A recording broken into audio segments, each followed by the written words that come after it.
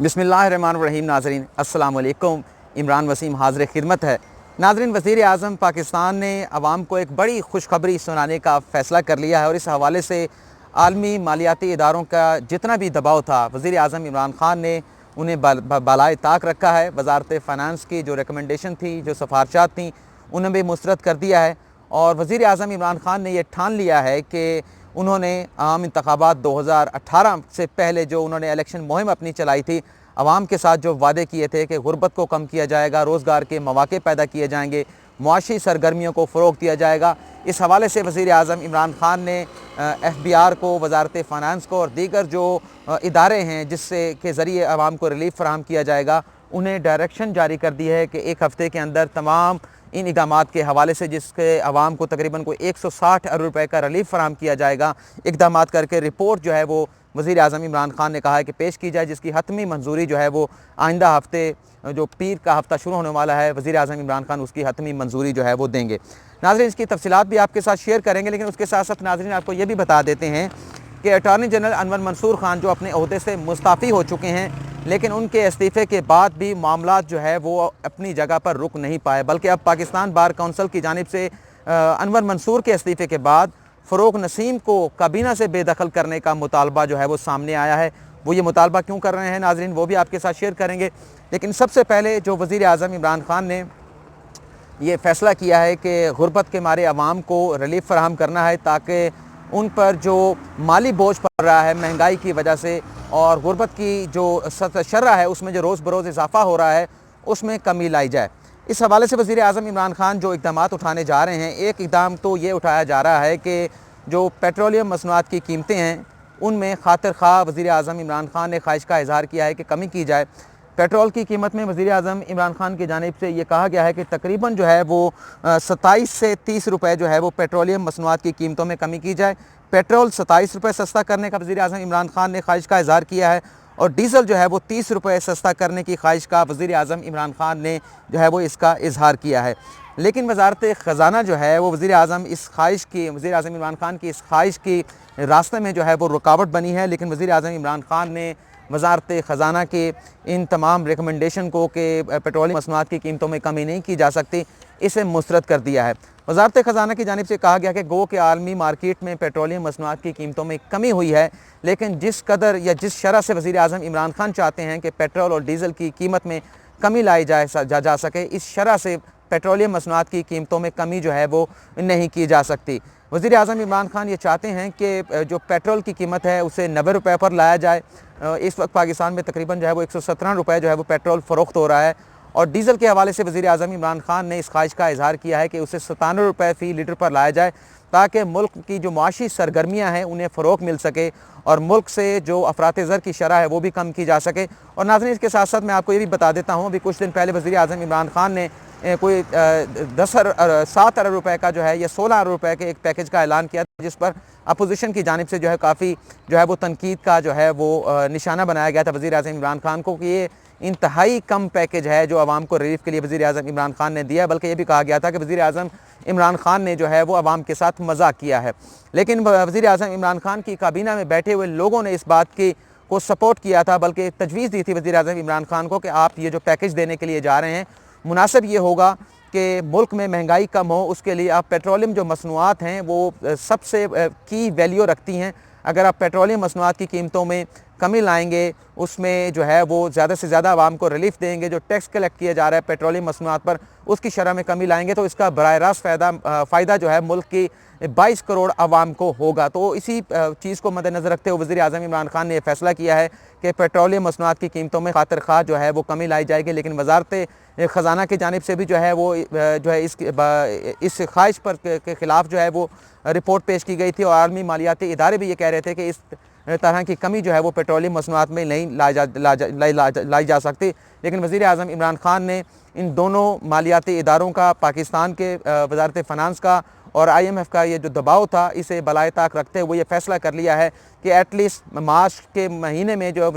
Petroleum मसनूआत की मद में आवाम को जो है कम अज़ कम जो है वो 10 से 15 रुपये का रिलीफ़ तो लाजमी फ़राहम किया जाए। इस हवाले से एक रिपोर्ट मुरतब करके वज़ीर आज़म इमरान ख़ान ने कहा है जो पेश की जाए। इसके अलावा वज़ीर आज़म इमरान ख़ान ने गैस टैरिफ की मद में आवाम को जो है वो 68 अरब रुपए का जो है वो रिलीफ देने का फ़ैसला किया गया है। और इसके साथ साथ जो बिजली का जो टैरिफ है उसमें भी 80 अरब रुपए का जो है वो रिलीफ देने का वज़ीर आज़म इमरान खान ने फ़ैसला किया। तो इस तरह से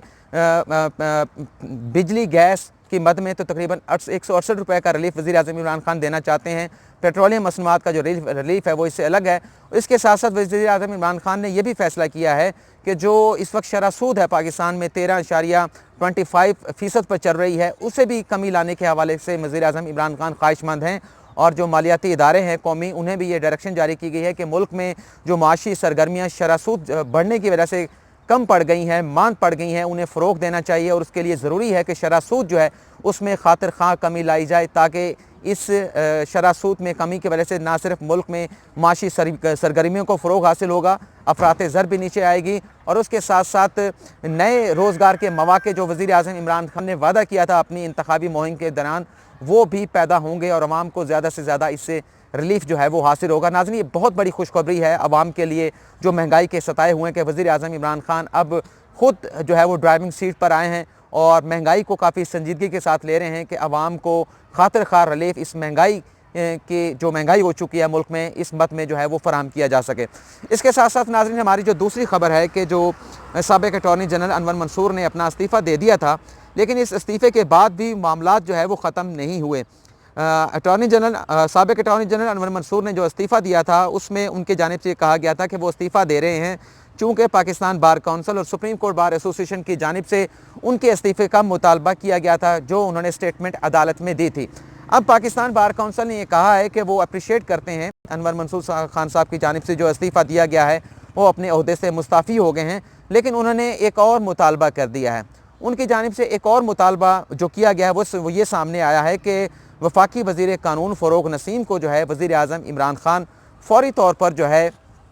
अपनी काबीना से जो है वो बरतरफ कर दें, अपनी काबीना से जो है वो बाहर निकाल दें। और इसकी उन्होंने जो इलामिया जारी किया है एक सफ़े पर मुश्तमिल पाकिस्तान बार काउंसिल की जानिब से पूरी डिटेल, पूरी तफसील दी गई है कि हम ये मुतालबा जो है वो क्यों कर रहे हैं कि अनवर मंसूर के बाद अब वज़ीर कानून को भी जो है वो काबीना से निकाल देना चाहिए। इस हवाले से जो इलामिया है उसमें पाकिस्तान बार काउंसिल के जो वाइस चेयरमैन हैं आबिद साकी, उन्होंने ये बताया है कि अनवर मंसूर ने इस्तीफ़े के बाद कैटेगोरिकली ये कहा है कि जो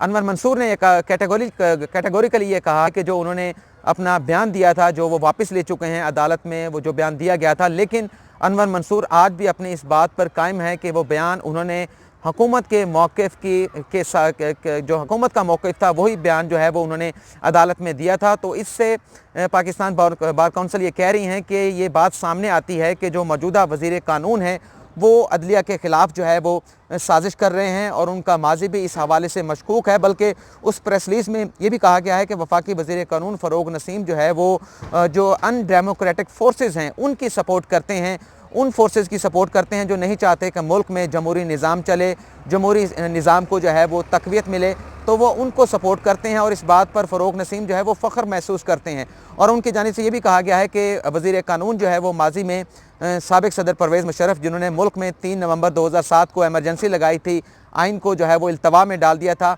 उसके वकील रह चुके हैं। और उसके साथ साथ पाकिस्तान बार काउंसिल के इस्लामिया में ये भी कहा गया है कि जब सुप्रीम कोर्ट ऑफ पाकिस्तान में army chief general Qamar Javed Bajwa की एक्सटेंशन का मुकदमा चल रहा था, उसमें उन्होंने army chief general Qamar Javed Bajwa की जो है वो नुमाइंदगी की थी और उन्होंने कहा कि अदलिया के ख़िलाफ़ जो साजिश चल रही है और जो रेफरेंस तैयार हुआ था वो भी रेफरेंस वज़ीर कानून फ़रोग़ नसीम ने तैयार किया था। तो इससे ये बात सामने आती है, पाकिस्तान बार काउंसिल ये कह रही है कि अदलिया के ख़िलाफ़, अदलिया की आज़ादी के ख़िलाफ़ जो साजिश हो रही है उसका जो मास्टरमाइंड है वो कोई दूसरा शख्स नहीं है, अनवर मंसूर नहीं है, बल्कि उसका मास्टरमाइंड जो है वो वफाकी वज़ीर कानून फ़रोग़ नसीम है। और उनकी जानिब से कहा गया है कि फ़ौरी तौर पर वज़ीर आज़म इमरान खान जो है वो इन्हें अपनी काबीना से निकाल दें। और ये भी मुतनब्बे किया गया है कि कहीं वज़ीर आज़म इमरान खान इस सारे मामले पर ताख़ीर ना कर दें, देर से फ़ैसला ना करें और फिर उनकी ट्रेन उनसे कहीं ना छूट जाए और फिर देर होने के बाद कहीं ऐसा ना हो कि मामलात वज़ीर आज़म इमरान खान से संभाले ना जाएँ। तो इसलिए इमीडिएटली वज़ीर आज़म इमरान खान जो है वो वज़ीर कानून को काबीना से अलग कर दें। अच्छा, ये तो मुतालबा किया गया है कि उन्हें काबीना से निकाला जाए। इसके साथ साथ जितनी ये बातें पाकिस्तान बार काउंसिल की जानिब से उनके एलामिया में लिखी गई हैं, उसमें एक आला सतह का जुडिशल कमीशन बनाने का भी फैसला किया गया है कि अदलिया के खिलाफ ये जो साजिश हुई है और ये जो रेफरेंस जस्टिस काजी फ़ाइज़ ईसा के खिलाफ दायर किया गया है और उसमें जिस किस्म के इल्ज़ामात लगाए गए हैं और जिस अंदाज से सुप्रीम कोर्ट के जजेस की पहले जस्टिस काजी फ़ाइज़ ईसा और उनकी अहलिया की मुखबरी की गई, उनकी निगरानी की गई, जासूसी की गई और उसके बाद जो स्टेटमेंट अनवर मंसूर ने अदालत में दिया, उससे ये बात साबित होती है कि सिर्फ जस्टिस काजी फ़ाइज़ ईसा नहीं, सुप्रीम कोर्ट के दीगर जजेस की भी जो है वो जासूसी की जा रही थी। तो इस सारे मामले की तहकीकात के लिए एक आला सतह का जो है वो जुडिशल कमीशन बनाया जाए जो सारे इस मामले की तहकीकात करें। तो नाजरीन, ये मामला अभी ख़त्म नहीं हुआ। जो स्टेटमेंट अनवर मंसूर ने दिया था, ये मामला अभी लगता है कि मज़ीद आगे चलेगा और जैसा कि हम पहले भी आपको इस बात का इजहार कर चुके हैं कि इस मामले पर मज़ीद इस्तीफ़े भी जो है वो मुतवक्की हैं, क्योंकि ये मामला अभी इतना आसान नहीं है जितना लग रहा है कि अटॉर्नी जनरल के इस्तीफ़े के बाद मामला जो है वो ख़त्म हो गए हैं। अब देखते हैं आगे क्या होता है।